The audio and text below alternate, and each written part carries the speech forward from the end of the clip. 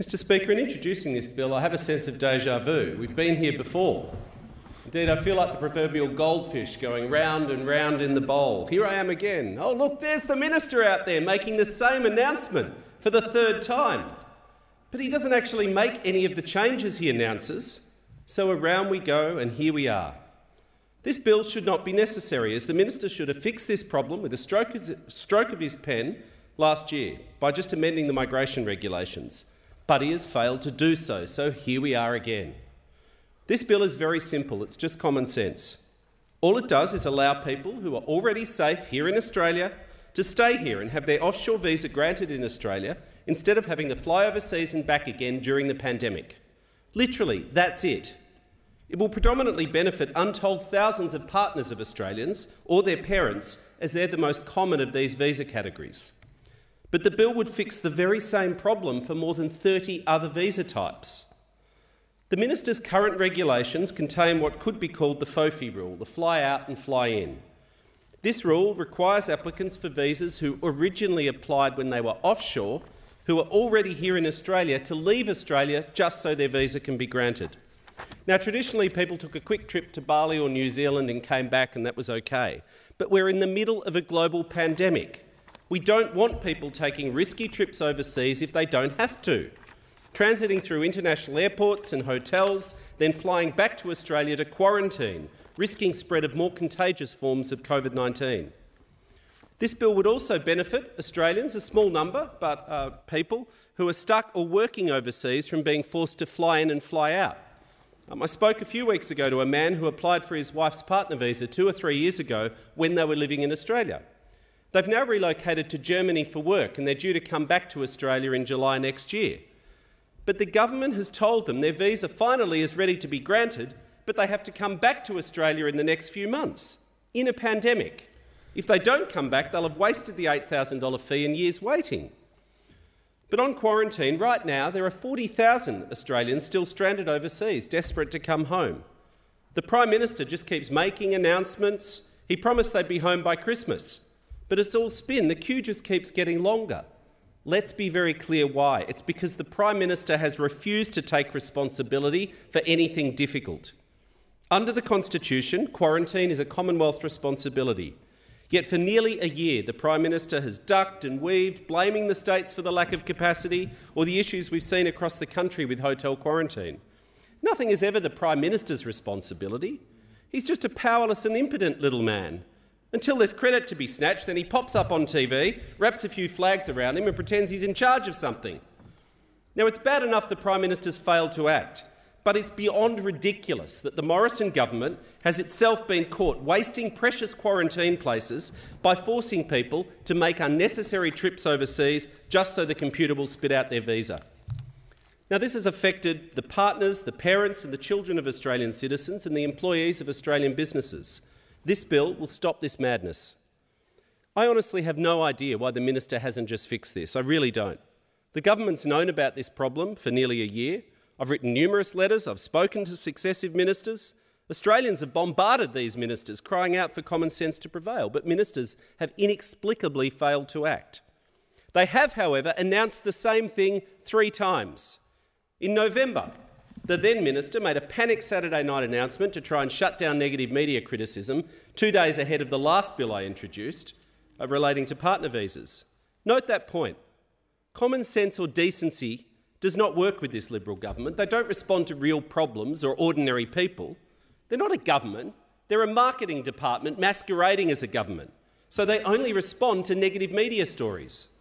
Makes sense, I suppose, given they're led by a mini-Trump populist Prime Minister.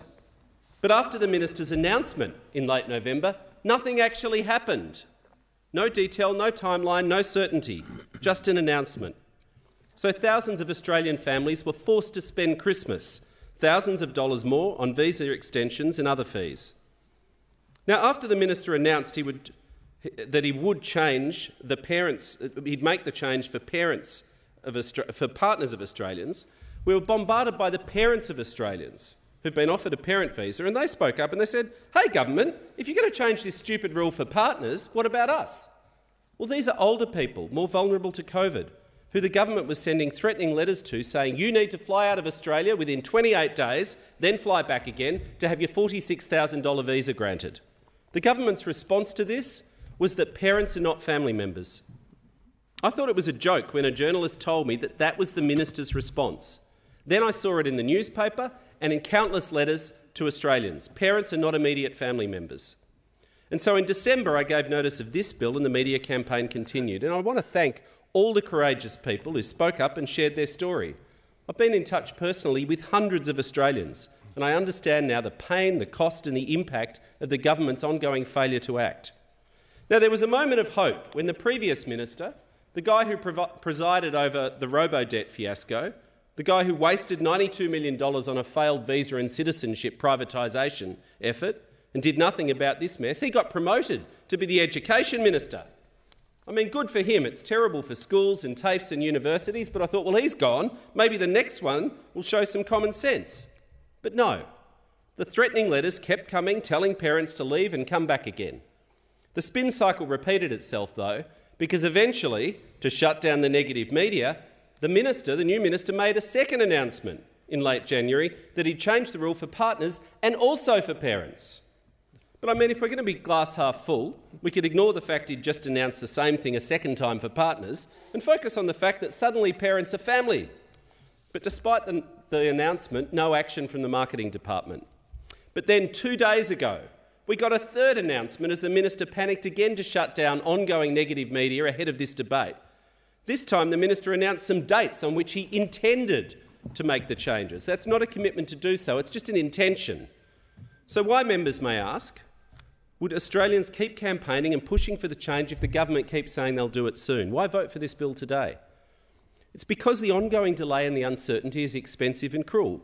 People have no work rights until their visa's granted, meaning families are going broke with one partner or sometimes parent unable to work. People can't buy property. They can't buy a family home. They can't sign a contract. They can't sign a mortgage and they miss out on the home grants. People keep forking out thousands of dollars, hand over fist, for visa fees, health character checks, flight cancellations, changes and international student fees in some cases for their kids, tens of thousands of dollars, because the minister can't find his pen and sign the bit of paper. And also, people don't trust the government to deliver. Some people have gone and come back again. They don't trust the government, wasting tens of thousands of dollars on flights and quarantine places. I've heard from families about the anxiety, the fear that the uncertainty is causing, especially for elderly parents. It might not sound silly in here, but people have these letters. They believe what the government says, that they have to leave, and they're scared of dying from COVID when they're forced to go overseas. The final thing I'll say, though, is that this bill fixes the whole problem, not just part of the problem, because the government has only said it will fix this rule for partners and parents, not the more than 30 other visa categories that would still be forced to make unnecessary overseas trips during the pandemic. The most egregious example is an emergency doctor I spoke with who's been working in a major Melbourne hospital for more than 2 years. The government has finally advised him and his wife that their 461 permanent resident visas are ready to be granted. But he and his wife, a busy engineer, have to fly overseas and back again to get them. The government's changes won't affect that visa. Now, as a doctor, he told me he knows just how dangerous COVID is. Why would the government force anyone to fly overseas and back again? So he went to his local MP, the member for Higgins, who's sitting over there. She's herself a doctor, but she failed to act or speak up for him. Might have been too busy on Sky News or something. It was unbelievable. But even if the government eventually does what they've announced, it will still not fix the problem.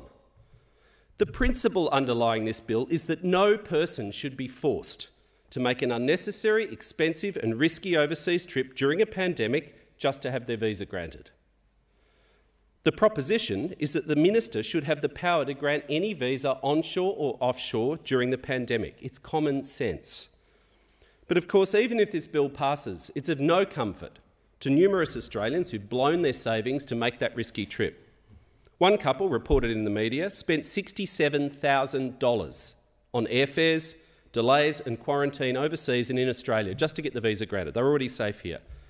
And of course, there remains a much, much bigger problem, a much bigger mess in the partner visa program. Tens of thousands of couples remain separated, not because of the pandemic, but because of the government's cruel, illegal mismanagement of the partner visa program over many years. The budget announcements don't go nearly far enough and they entrench effective discrimination And the plight of prospective marriage visa 300 holders is especially fraught and cruel. And I'll have more to say on this elsewhere. I commend the bill to the House. Is the motion